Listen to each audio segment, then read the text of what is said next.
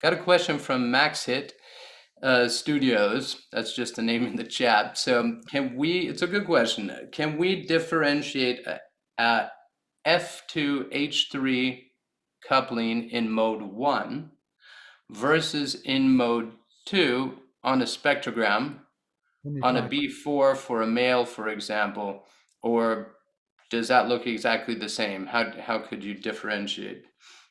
When he's F2H. Okay, second form and third harmonic coupling. Got it. In a mode one versus a mode two on a spectrogram. Okay, that's a good question. So basically, the question has to do with this. uh, the upper range of classical male singers, but also this is used in belt and this is used in some female singers to strengthen. Basically, we're talking about the pitches, the bottom half of the treble clef. That's what we're talking about.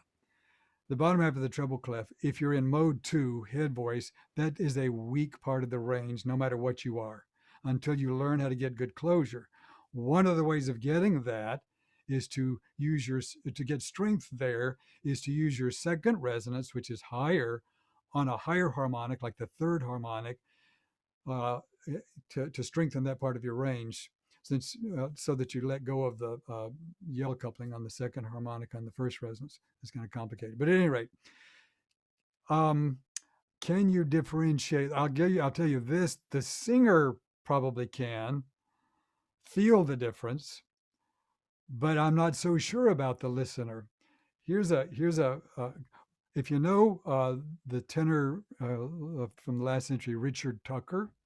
He was a Jewish cantor tenor, fabulous operatic tenor, a very ringing stentorian top, right in that range we're talking about. The bottom half of the treble clef, which is the tenor upper voice.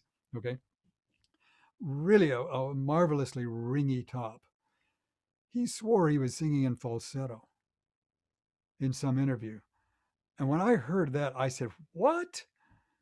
So to him, he was in an arrangement that felt so easy at the glottis that he thought it felt like falsetto or a mode two. Nobody in the hall thought he was singing in falsetto, I guarantee you. So I think we can acoustically, I do know that acoustic registers mimic laryngeal registers. And with the right arrangement, we can create a sound that may make us decide, well, I don't really care which laryngeal register it's in as long as it feels good, if I'm getting the sound I want. Um, and I kind of lean in that direction. But as a teacher, I want to make sure that basically the transglottal pressure difference stays comfortable. If the transglottal pressure difference, which is the breath pressure below the glottis versus the breath pressure above the glottis, if we can keep those close enough together so that the difference between them isn't too great, it will not hurt my voice. I can sing all night long and it'll feel very comfortable. If that difference is too great, the glottal resistance, in order to create a good sound, has to increase to bear the load of that difference. The greater that difference, the more resistance I have to offer, which means my chords are going to smack together increasingly harder, and eventually that's going to create tissue damage or tiredness. And how do we do that? It turns out we can raise the supraglottal pressure with acoustic strategies. Basic Fascinating. convergence, some convergence in the system that creates enough back pressure above the glottis to keep it high enough to keep the difference between the two. You can do that with anything. You can do that with the distortions, in which case it's not necessarily transglottal pressure difference, it's transvibrator pressure differences. Whatever the heck you're vibrating in there, if you can keep the pressure below and above at a safe enough interval, you won't hurt the tissues that you're colliding. Yeah, it's fast. I can speak to that because I've experienced that, both of those things. So one, I noticed I was singing. Oh, now I'm not gonna. Do you know the opera, the Postillon de Longement?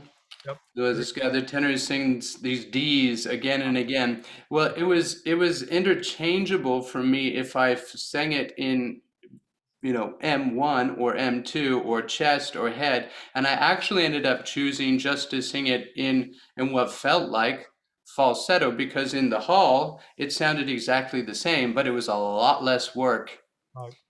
And also, speaking to the point that you just talked about, vocal distortion, I've experienced that too. If you've the high on some higher pitches with distortion, it's actually more relaxed to sing that pitch Yeah. because of that intermittent. Right. I don't teach that, so I'm certainly not the specialist to ask about distortion. But I played around with, well, basically, I use that sound when I'm having computer troubles. When I reach my frustration limit, I go into my, my false focal fold or whatever else I'm vibrating down there. And as long as I, have a comfortable level of vibration, it's no problem. But it's a trans vibrator pressure difference is staying comfortable. Yeah, it's fascinating. It just like releases pressure somehow if you got the good balance, right?